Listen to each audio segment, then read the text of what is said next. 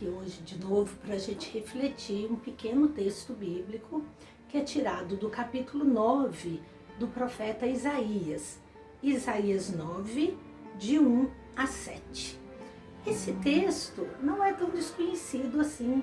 Inclusive no Advento a gente usa muito esse texto cantando que o povo que jazia nas trevas viu brilhar uma grande luz. Já é um texto conhecido. Bom, esse texto pertence ao que nós chamamos de primeiro Isaías. Nós temos um único livro de Isaías na Bíblia, mas esse livro de Isaías está dividido em 3 partes. A primeira parte vai do capítulo 1 até o 39, a segunda parte vai do 40 até o 55 e a segunda parte vai do 56 até o final do livro, que é o 65.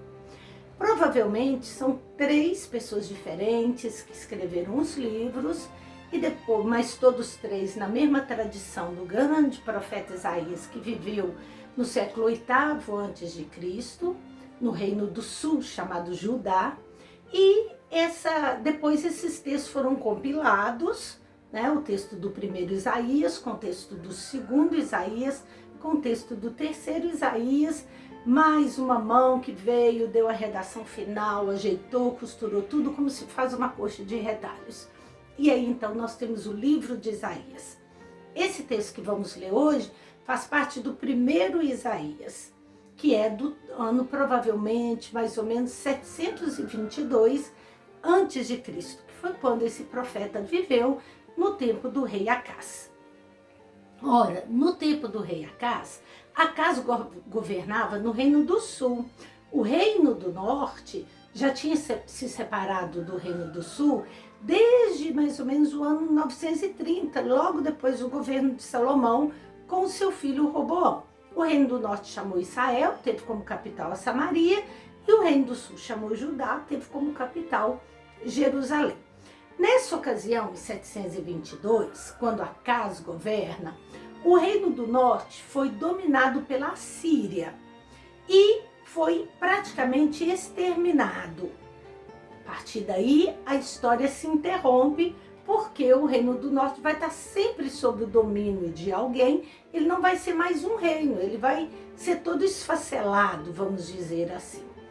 E o Reino do Sul, olhando para aquilo, fala: epa, vai chegar a nossa vez. A Síria é muito poderosa, ela também virá nos dominar. No entanto, o profeta Isaías dá uma palavra de esperança para o rei Acás. Fala: Acás, confie em Deus, porque Deus luta a nosso favor, Deus está conosco. Nós não vencemos sozinhos o faraó lá no Egito para ser libertados, para fazer o êxodo. Nós fomos libertados por Deus, então nós precisamos confiar nele.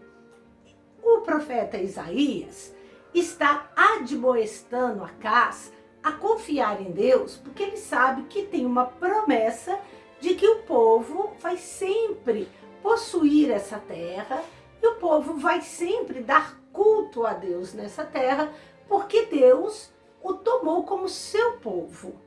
Ora, Acás, muito esperto, sabendo que não é tão simples assim, quer fazer todas as alianças possíveis para se proteger. Isaías vai falar: não convém fazer aliança com certos povos, eles são traiçoeiros. E aí então Isaías vai dar uma palavra de esperança. Ele vai dizer: o povo que andava nas trevas viu uma grande luz, né? Para os habitantes das sombras da morte, uma luz resplandeceu. Ou melhor, nós não precisamos desesperar no tempo da crise, porque Deus está conosco, porque Deus fez uma aliança conosco, porque nós somos um povo que pertence a Deus. Isso não quer dizer que a vicissitude não venha, que a tribulação não venha, que o problema não venha. Não é isso. Mas é que nós vamos enfrentar tudo isso guiados por Deus. E quando nós enfrentamos tudo isso guiado por Deus, a gente não perde a esperança, mesmo em meio à dor, mesmo em meio à perseguição, mesmo em meio ao sofrimento, à grande tribulação. Isaías, então, continua com sua palavra de libertação. Ele diz: toda bota do soldado, do exército, que marcha com barulho, fazendo estardalhaço, e todo manto empapado de sangue, quer dizer, daqueles que são violentos, que matam, que destroem, que aniquilam, tudo isso será queimado, será pasto do fogo. Vivemos tempos de muita violência, né, minha gente? Vivemos tempos de, inclusive, apologia ao ódio, de discurso de ódio. Vivemos tempos de chacina, de destruição, de enfrentamento de gangues, de polícia massacrando, de mulheres sendo estupradas, de mulheres sendo assassinadas. Mas nós temos que ter esperança. Temos que ter esperança porque todo manto empapado de sangue será queimado, porque toda bota que pisa, que maltrata, que aniquila, né, que destrói, que violenta, uma hora também vai ser desgastada. O texto de Isaías nos convida a cultivar a esperança em tempos de dificuldade. Nós temos escutado pelos jornais, visto, né, nas redes sociais, como que campeia a violência no nosso país.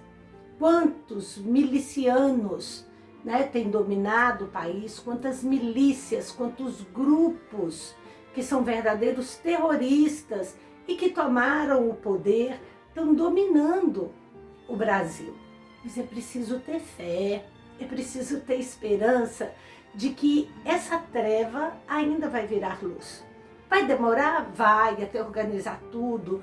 Depois de tanta bagunça, depois de tanta violência, depois de tanto armamento, a população foi armada até os dentes para um se revoltar contra o outro, ou melhor, para os poderosos dominarem os pequenos, para que os grandes massacrem e dominem pela força os mais vulneráveis. É preciso lembrar aquilo que o Papa Francisco disse com toda clareza, né? Enquanto todo mundo não tiver teto, enquanto todo mundo não tiver terra, enquanto todo mundo não tiver trabalho, nós não podemos nos curvar diante da violência do capitalismo. Nós não podemos nos dobrar diante do abuso dos poderosos em cima dos mais vulneráveis da terra, do que o Papa Francisco chama de periferia existencial. A periferia existencial é todo aquele que vive à margem dos bens da vida, por causa da violência que alguns poucos, que alguns poderosos fazem em cima dos pequenos. Lembremos-nos, uma luz vai brilhar no meio da treva. A bota do poderoso será destruída pelo fogo, né? O manto empapado de sangue será queimado. O domínio deles será destruído e a paz, como diz a Escritura, não terá fim. É o que nós chamamos de reino de Deus. No dia em que Deus puder governar em nossas vidas, no dia em que o mundo tiver uma estrutura de partilha e fraternidade, a partir, por exemplo, da economia de Clara e Francisco, como o Papa Francisco nos convida a fazer, e não a partir dessa economia do capital e da destruição dos bens da terra e do domínio dos bens da terra, no dia em que isso acontecer, nós vamos ter então um mundo mais justo, um mundo mais fraterno. Mas é preciso resistir. Isso não vem assim de pacote, isso não cai assim do céu. É preciso lutar, é preciso insistir, é preciso evangelizar, é preciso a gente se organizar, é preciso a gente pensar em outros modos de economia, em outros modos de organização da vida, porque esse mundo, do jeito que ele está organizado, ele já chegou à falência, ele não promete mais futuro, é pura treva. Vamos resistir na esperança. Um abraço para você e até a próxima.